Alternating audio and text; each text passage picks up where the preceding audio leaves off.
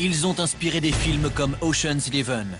Les meilleurs cambrioleurs, braqueurs de banques et voleurs de bijoux que le monde ait connus. Ce n'étaient pas des voleurs de base, mais de vrais génies. La crème de la crème. Aux quatre coins du monde, ils ont fait des cases de haut vol et très médiatisées. C'est au cœur de l'Europe qu'une bande mystérieuse de gentlemen cambrioleurs orchestre le plus grand vol de diamants de l'histoire. Des diamants et des bijoux estimés à 400 millions d'euros. En Californie, un homme que le FBI surnommait le plus grand voleur du monde réussit un casse explosif pour faire couler le président américain. 7 ou 8 types qui dévalisent le président, il en faut du cran. Mais bien que ces coups aient réussi, les braqueurs ont commis une simple erreur qui leur sera fatale. Tout le monde se dit, ça n'arrive que dans les films, mais en l'occurrence, c'est réellement arrivé. Ces minuscules erreurs permettront-elles d'amener ces voleurs de génie devant la justice? Ou s'en tireront-ils sans être inquiétés? J'ai été en cavale pendant 8 ans, la meilleure période de ma vie. Cette histoire n'a rien d'une fiction. Ces types comptent parmi les meilleurs cambrioleurs au monde.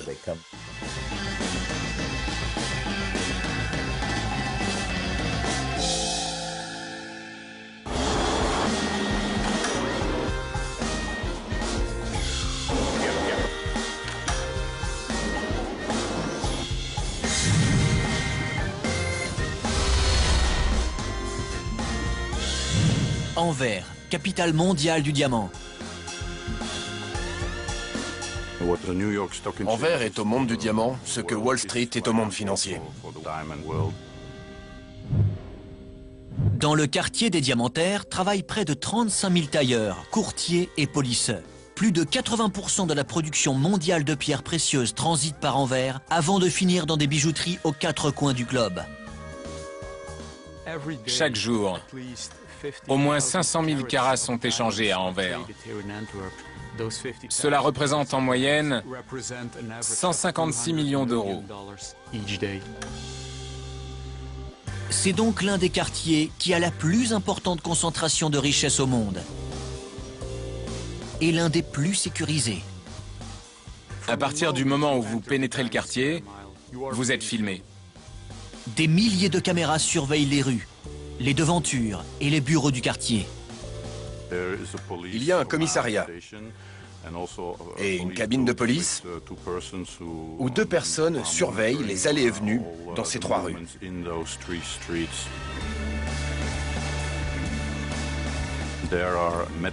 L'entrée de ces 3 rues est protégée par des plots amovibles.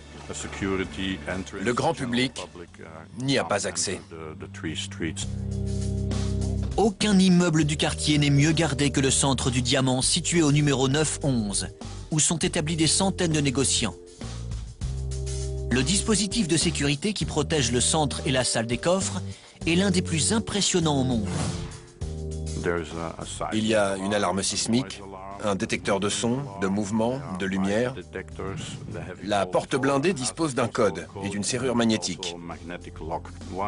Une fois la porte de la salle fermée, tout est sécurisé, puis surveillé par une entreprise localisée à Bruxelles. Il faut rajouter à cela les centaines de caméras de vidéosurveillance réparties stratégiquement dans tout le bâtiment. Un jour ordinaire, le contenu de la chambre forte du centre du diamant est estimé à près de 80 millions d'euros. Un butin que convoiterait n'importe quel voleur de bijoux. Si ce n'est que la salle des coffres est inviolable. Du moins, c'est ce que pensaient les négociants jusqu'à ce qu'une bande de gentlemen cambrioleurs organise le casse de diamants le plus complexe de l'histoire.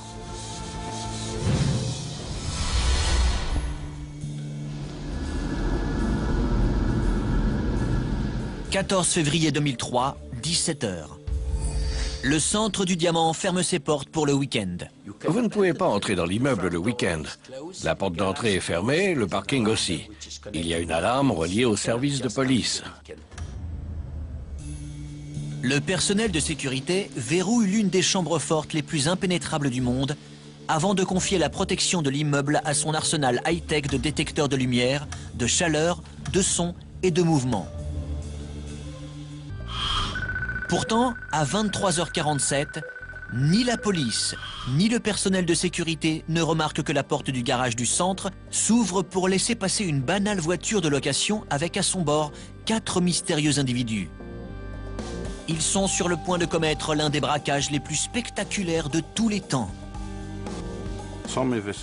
Selon certains enquêteurs, les voleurs auraient copié la fréquence du système électronique qui permet d'ouvrir la porte du parking.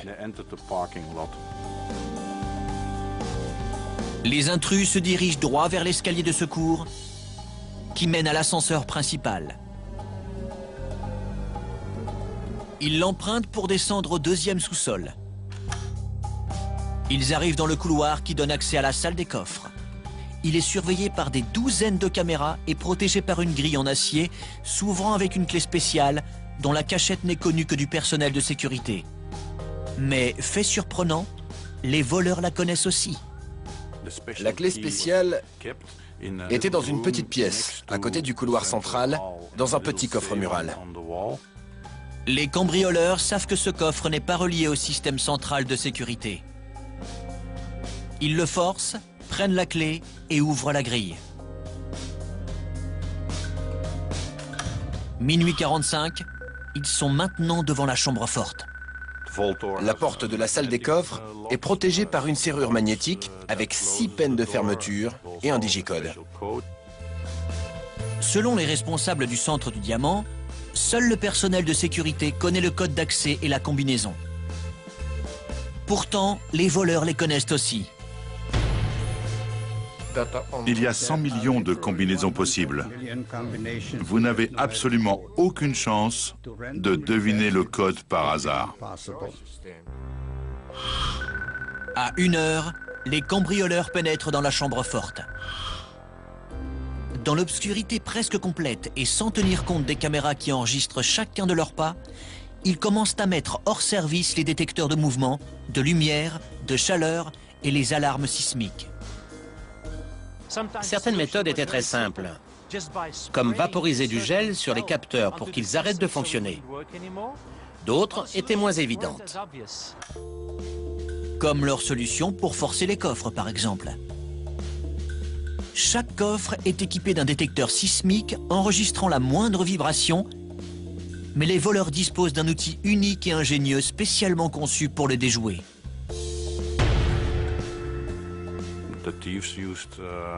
Ils ont inventé un système très astucieux.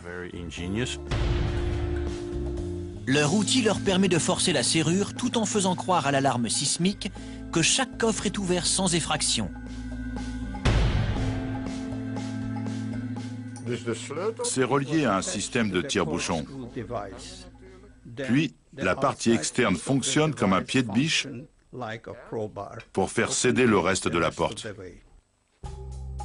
En utilisant cet outil unique en son genre, entre 1h40 et 5h du matin, les voleurs parviennent à ouvrir 109 coffres, soit un coffre toutes les 2 minutes. Les coffres étaient remplis de lingots d'or, de centaines de bijoux, d'argent liquide. Un négociant en diamants m'a dit qu'il avait 800 000 € en espèces dans son coffre. Les ravisseurs s'emparent également de centaines de diamants et des certificats d'authenticité qui les accompagnent. C'est la carte d'identité du diamant. Bizarrement, les voleurs ont laissé intacts près d'une centaine de coffres. Nous supposons qu'ils n'ont pas ouvert d'autres coffres parce que leur sac était plein. Donc, ils ne pouvaient plus rien emporter. À 5h40, les cambrioleurs quittent la salle des coffres. Après un passage éclair au poste de sécurité à l'entrée, ils ressortent par le même chemin qu'ils ont pris plus tôt. En moins de 6 heures, ils ont dévalisé l'une des plus grandes et impénétrables chambres fortes de diamants du monde. Et cela sans tirer la moindre balle, ni déclencher une seule alarme.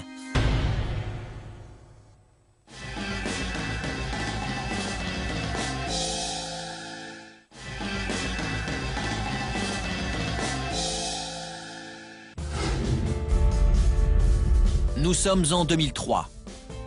C'est le week-end de la Saint-Valentin. Un groupe de voleurs s'est introduit dans le centre du diamant à Anvers jusqu'alors réputé inviolable, et s'est enfui avec un butin composé d'argent et de diamants d'une valeur estimée à plus de 400 millions d'euros. C'est le plus gros casse de diamants de l'histoire. 48 heures se sont écoulées depuis le cambriolage et personne ne se doute des agissements qui ont eu lieu dans la salle des coffres. Vers 8 heures du matin, le personnel de sécurité entre dans la chambre forte pour un banal contrôle de routine. Mais ce qu'il va voir est tout sauf banal. Plus de la moitié des coffres ont été ouverts. C'était un chantier. Sur 190 coffres, 109 étaient ouverts.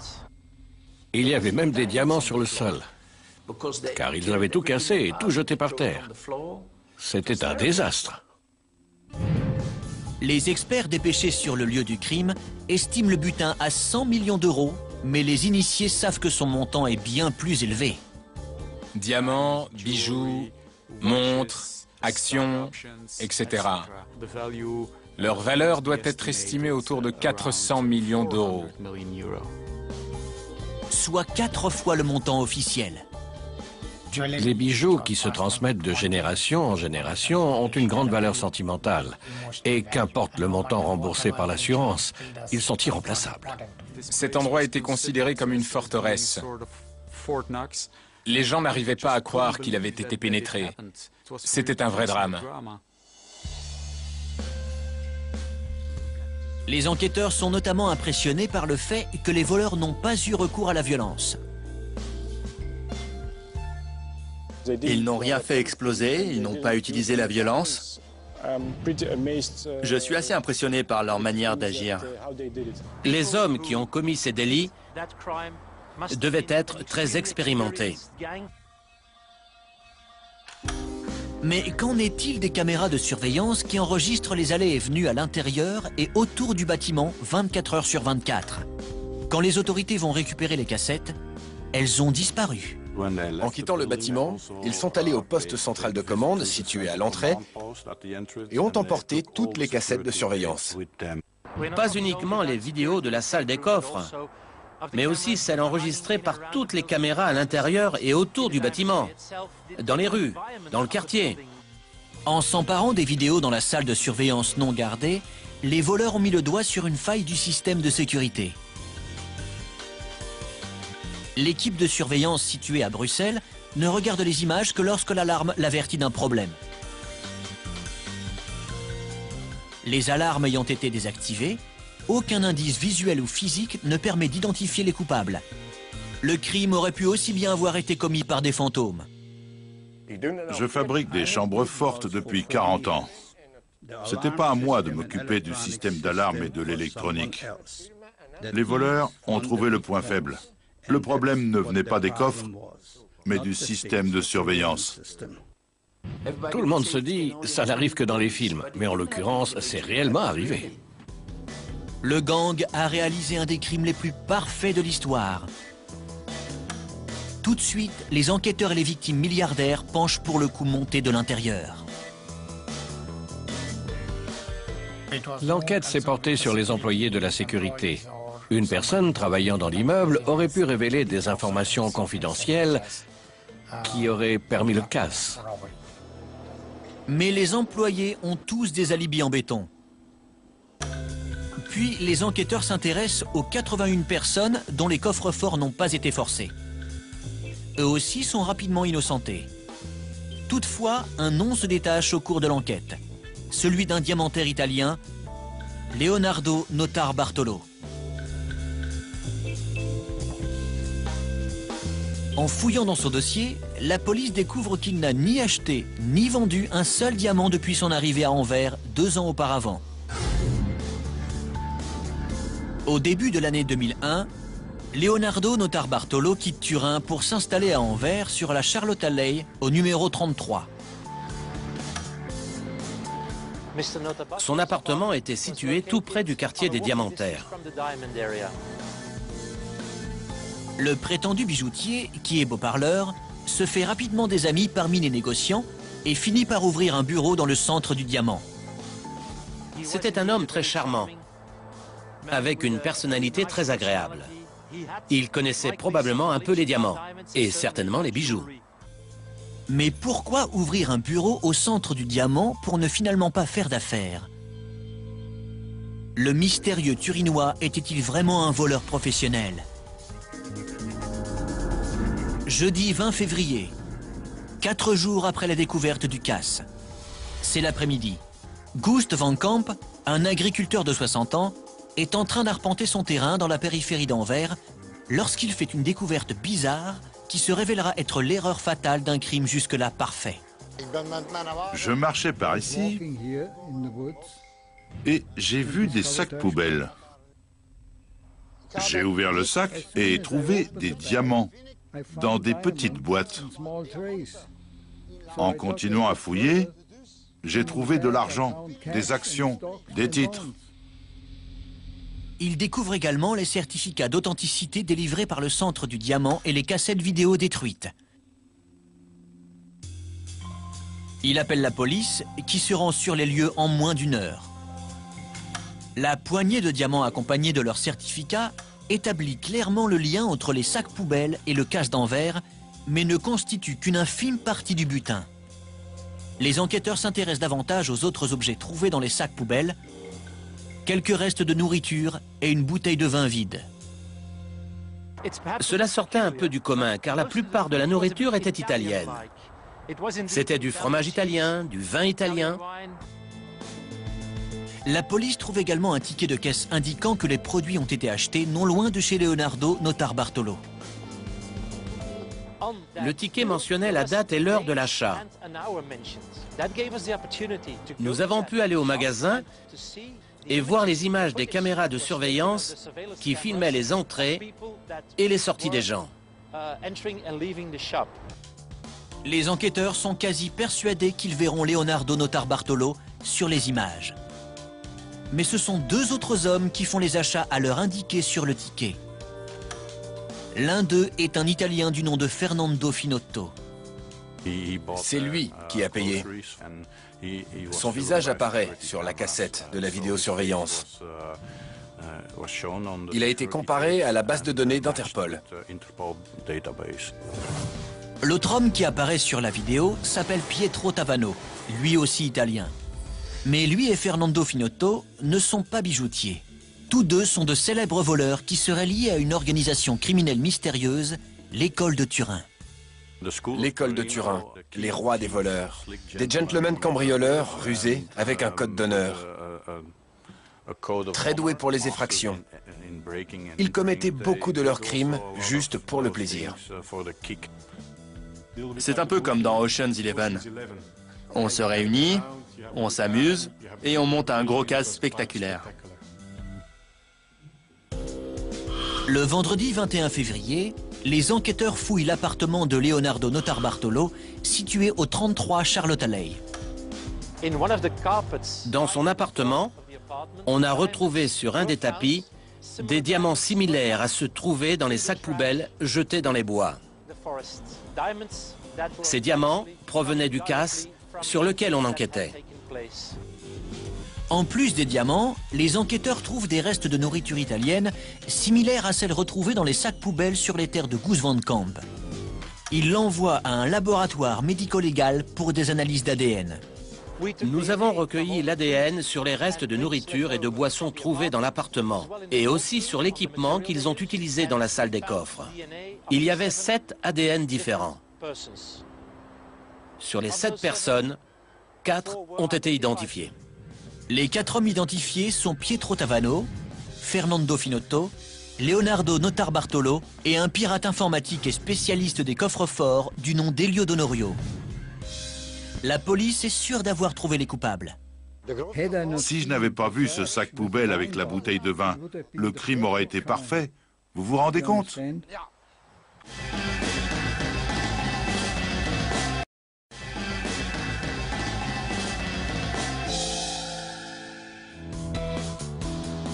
Elio Donorio, Pietro Tavano, Fernando Finotto et Leonardo Notarbartolo sont soupçonnés du cambriolage du centre du diamant. Mais ils ont quitté la Belgique et personne ne sait où se trouve le butin de 400 millions d'euros. Tandis que les autorités se lancent à la recherche des suspects et des diamants volés, elles avancent une hypothèse pour expliquer comment l'école de Turin a réussi à réaliser l'un des casses les plus compliqués de l'histoire. Selon la police, le plan a été mis en marche en février 2001, le jour où Leonardo Notarbartolo vient louer un bureau dans l'immeuble du centre du diamant. C'est à ce moment qu'ils ont commencé à préparer leur cambriolage. Il avait un caméscope dans son sac pour pouvoir filmer la salle des coffres et planifier parfaitement leur opération. Ils filment tout, les grilles, les serrures, les caméras de surveillance, le parking, la salle des coffres. La police croit qu'il a même réussi à filmer un employé du centre, faire la combinaison et entrer le code d'accès à la chambre forte. Il réussit même à obtenir une copie des plans de l'immeuble en amadouant la direction.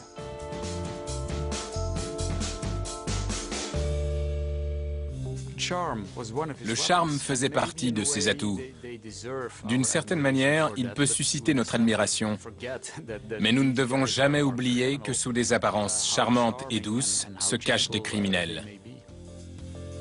Les plans permettent aux gangs de déterminer l'emplacement précis des détecteurs de mouvement, de lumière, de son et de chaleur.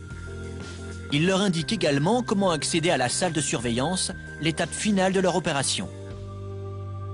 Les autorités savent comment les membres de l'école de Turin ont procédé pour exécuter le plus grand casse de diamants de l'histoire, mais cela ne facilite pas pour autant leur arrestation. La plupart des membres du gang impliqués dans le vol ont fui dans le nord de l'Italie.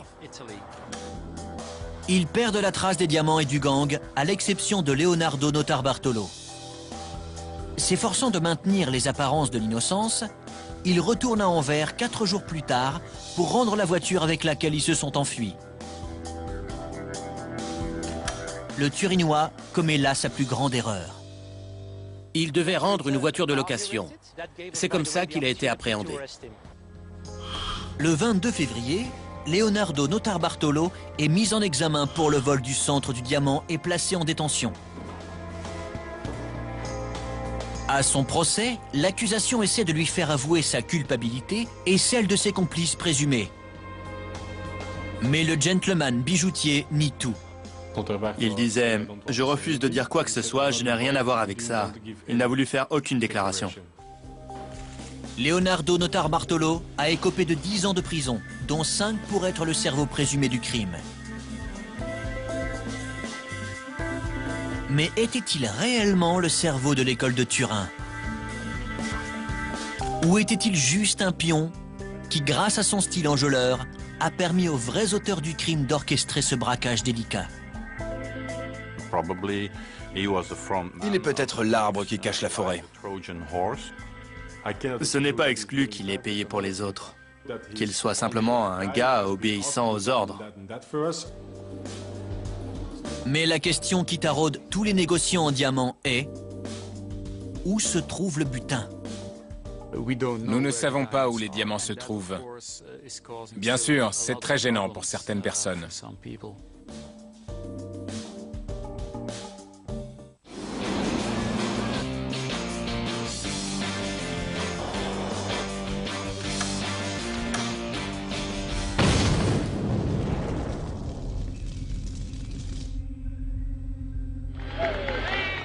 Décembre 1971. Le président Richard Nixon lance sa campagne électorale en collectant un fonds d'un montant sans précédent. We're going to run all out because we have to win and we're going to sock it to them from now throughout the campaign. Le QG de cette collecte de fonds frénétique se trouve dans la Maison-Blanche de l'Ouest, le domaine privé du président situé à Laguna Niguel, en Californie. Laguna Niguel était une ville balnéaire, avec des résidences haut de gamme. La demeure présidentielle était en quelque sorte le Taj Mahal de la ville. Selon les rumeurs, Le fonds de campagne de Richard Nixon s'élèverait en mars 1972 à déjà plus de 30 millions de dollars, dont une grande partie aurait été obtenue par des manœuvres politiques douteuses. Réparties dans plusieurs banques du comté d'Orange, le plus gros de l'argent présidentiel reposerait dans la chambre forte de la United California Bank, située il y a 35 ans à l'emplacement actuel du centre commercial de Monarch Bay Plaza.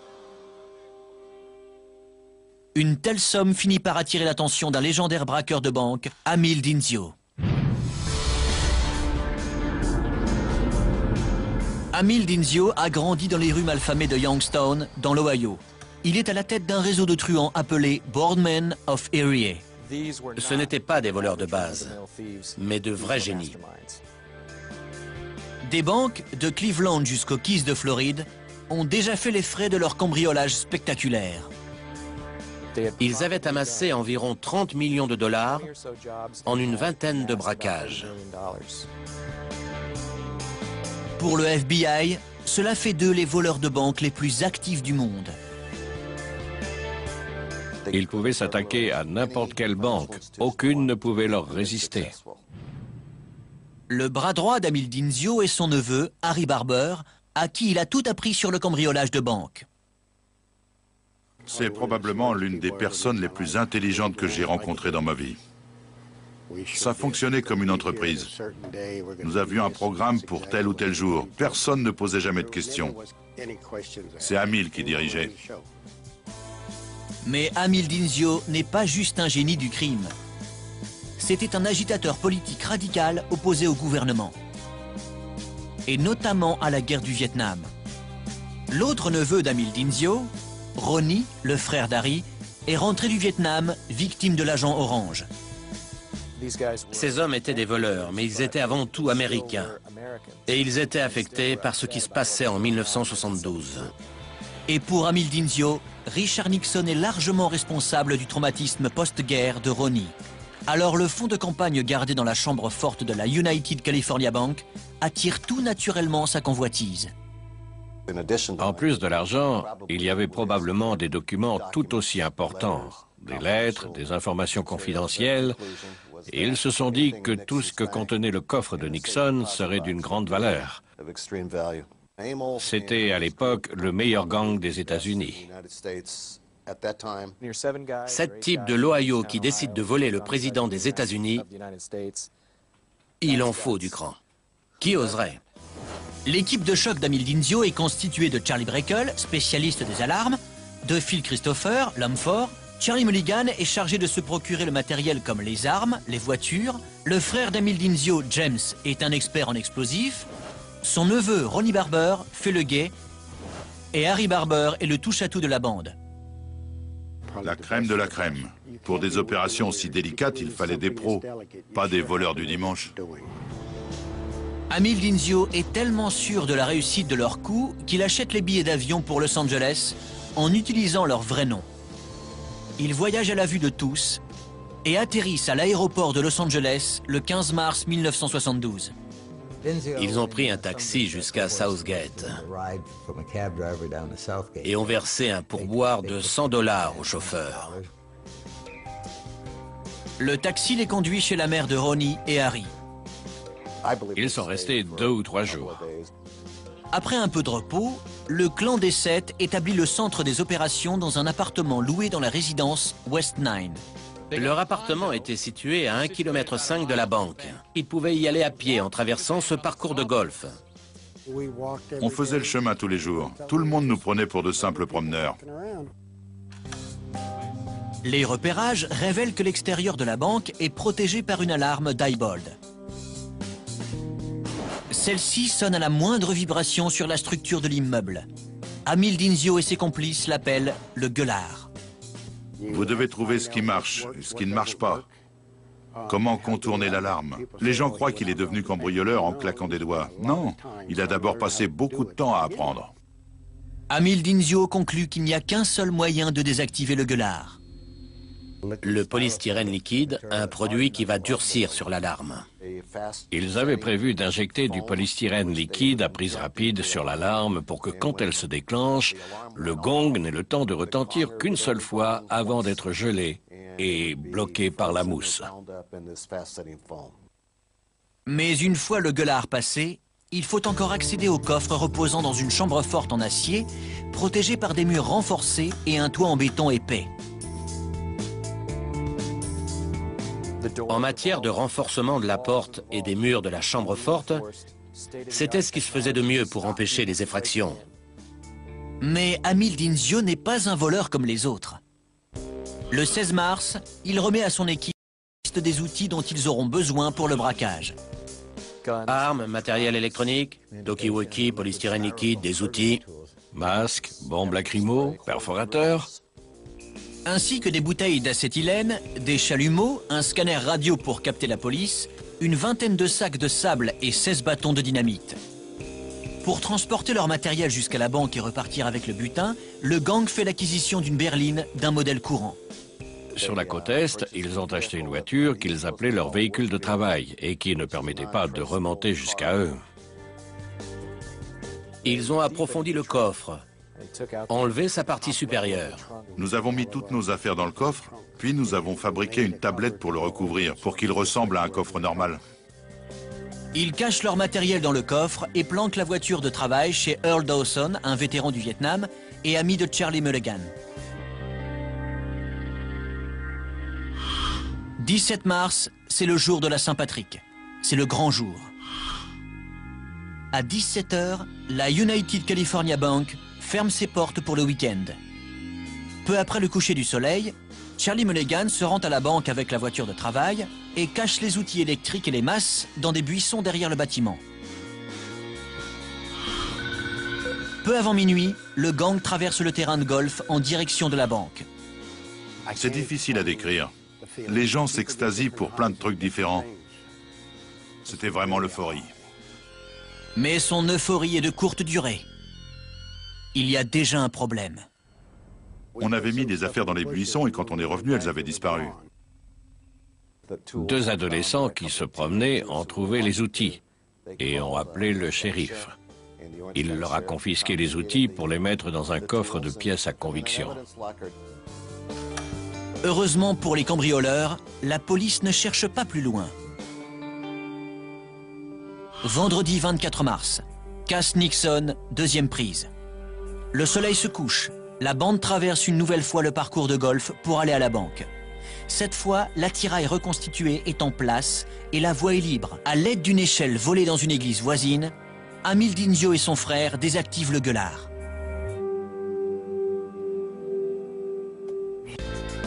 Après plusieurs heures de tranquillité, les voleurs ont percé un énorme trou dans le toit de la banque. Ils doivent maintenant pénétrer dans la chambre forte en béton et en acier renforcé. Ils entrent par le toit de la banque et atterrissent sur le toit de la chambre forte. Armés d'énormes perforateurs, ils percent 16 trous dans le toit en béton de la chambre forte. James Dinzio insère un bâton de dynamite dans chacun des 16 trous avant de s'abriter derrière une vingtaine de sacs de sable. Les autres attendent dehors qu'il déclenche le détonateur.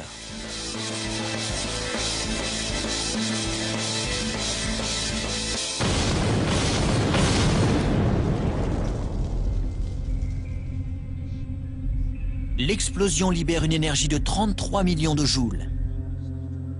La détonation résonne dans toute la ville. Vous avez l'autoroute ici, un bar juste à côté, un parking avec du passage. Il crée cette énorme explosion. Et personne ne l'a remarqué. Amil Dinzio n'est plus séparé de 500 coffres que par des barres d'armature en acier. Le découpage au chalumeau commence. Puis, ils ont pu glisser une échelle et descendre dans la chambre forte.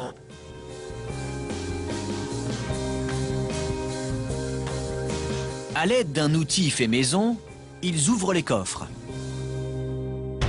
Ignorant lesquels appartiennent à Nixon, ils n'ont pas d'autre choix que de les ouvrir tous. Si vous aviez en face de vous 500 coffres, par lequel commenceriez-vous? Ils ne savaient pas lequel appartenait à Richard Nixon. Donc ils les ont ouverts l'un après l'autre. Au matin, ils ont ouvert environ 200 coffres sans toutefois mettre la main sur les 30 millions de Richard Nixon. Mais ils n'abandonnent pas la partie. À la fin de la première nuit de travail, ils sont ressortis de la banque. Ils ont regoudronné la partie du toit qu'ils avaient percée pour la remettre en place.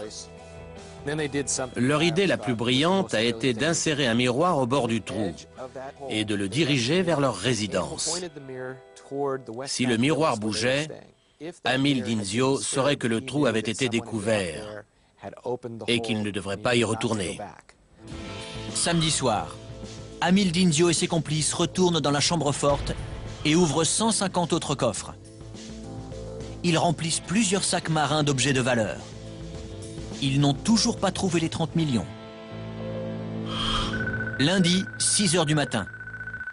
Ils ont forcé 458 des coffres et rempli plus d'une douzaine de sacs avec de l'argent, des bijoux et des titres.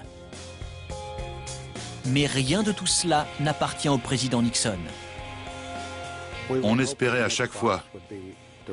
Le prochain coffre est le bon. Le prochain coffre est le bon. Enfin bref, on n'a jamais trouvé le bon coffre. Avant de s'éclipser pour la dernière fois par le toit, ils trafiquent la porte de la chambre forte pour avoir ainsi plus de temps pour s'enfuir. Ils voulaient leur compliquer le travail. Ils ont percé un trou dans la serrure pour que ce soit impossible d'ouvrir la porte normalement.